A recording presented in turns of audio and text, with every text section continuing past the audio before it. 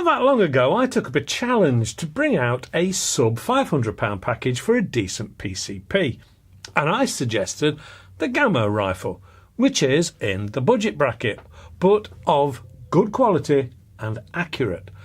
Up to that point, I hadn't tried today's PCP, and yes, I know, I may be a little late to the party on this one, but I fully intend to change that. So, today, I'm going to be looking at the Walther Rotex RM8.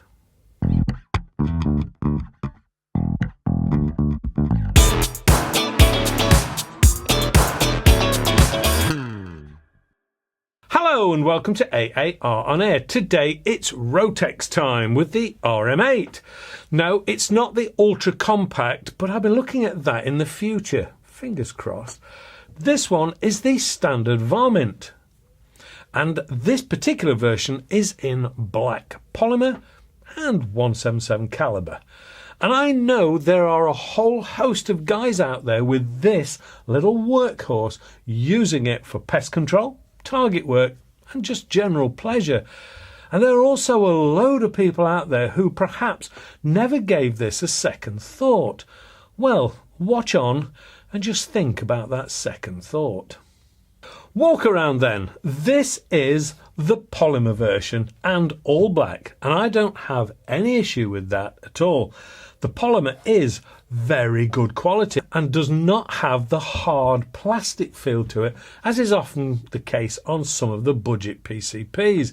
It is 950mm or 37.5 inches long with a 500mm or 17.7 inch Lothar Walther barrel, which should immediately get people's attention.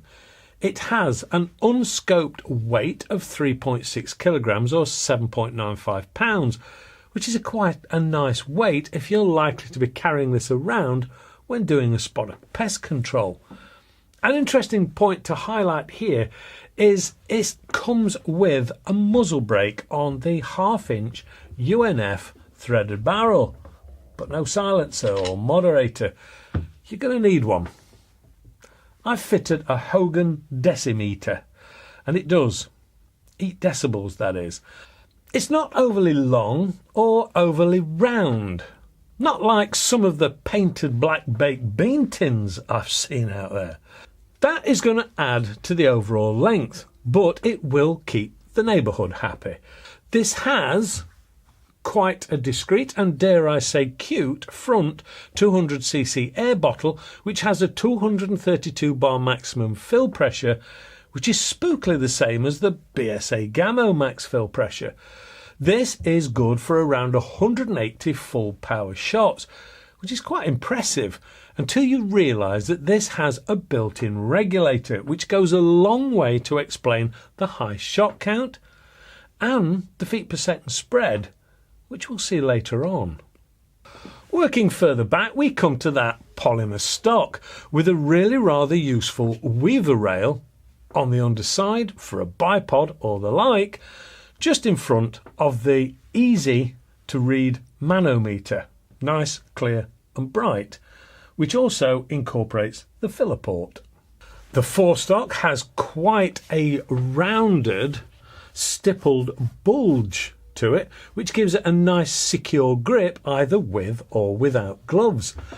This polymer shape also incorporates the trigger guard, which houses the adjustable 2-stage trigger, which is quite a pleasure to use, and I've no complaints about it at all.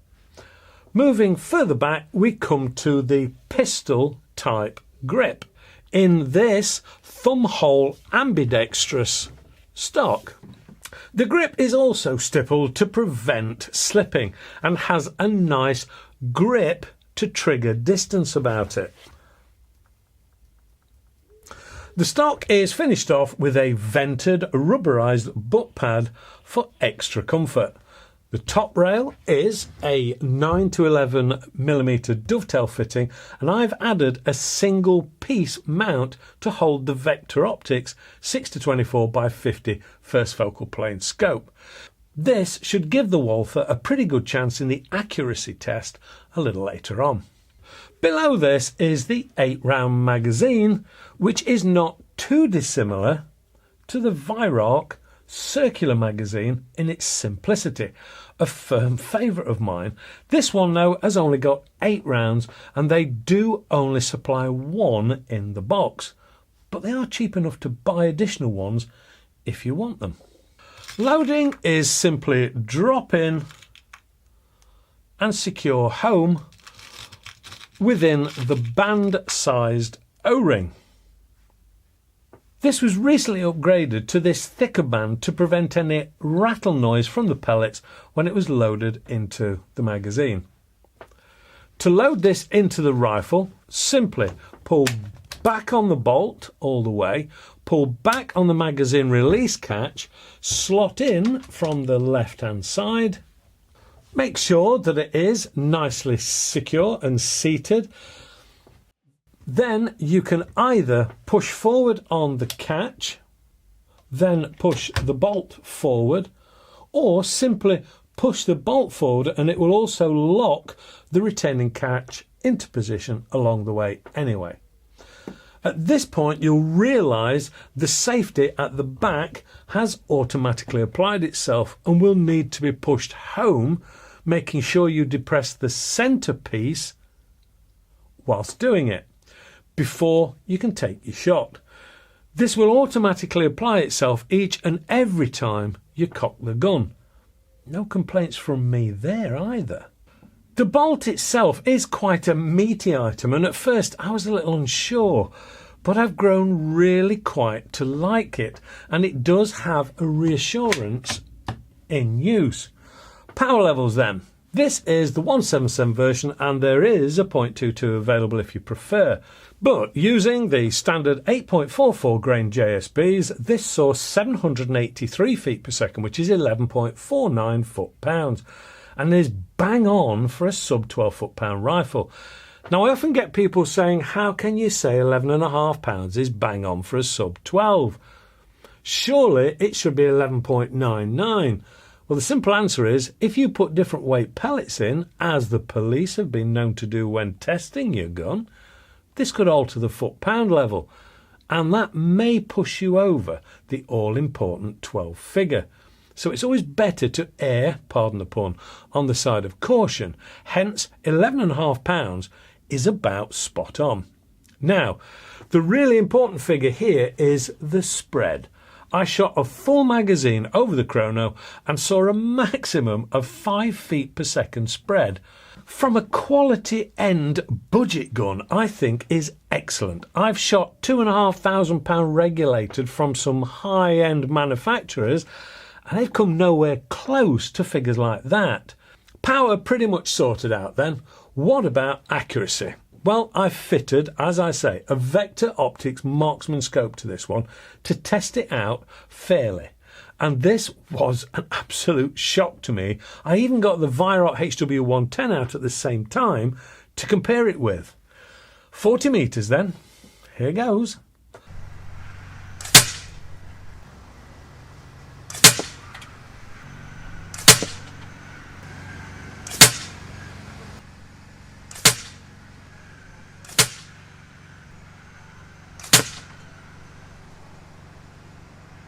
Superb.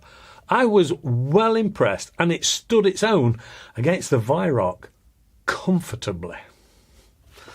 The last thing to point out is the price, I suppose. This is going to set you back somewhere around the 425 to 450 UK mark, depending on where you get it from. You will need to add a little more for a silencer and, of course, a decent scope. This particular marksman will set you back around £217. Now, some of you will be saying, what's the point in spending that?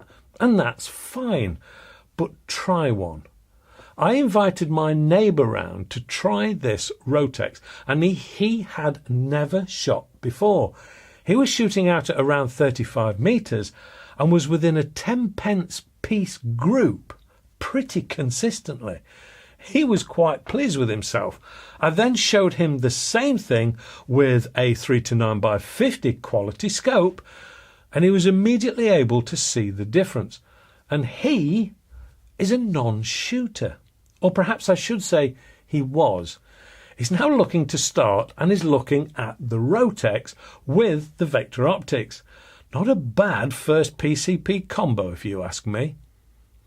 I would put this between the Gammo and the HW110 from Viroc and have no problem with that position, other than this needs to be that little bit closer to the Viroc in that gap. And the biggest difference there is the texture of the stock in the case of the polymers, with the HW110 being that little bit more on the soft touch side, and of course maybe a larger capacity magazine. But that isn't a big issue, not to me anyway, other than that point about looks, and that is so subjective and personal, and I'm not going anywhere near that, purely because I know either way I'll find myself at the receiving end of one highly opinionated individual or another.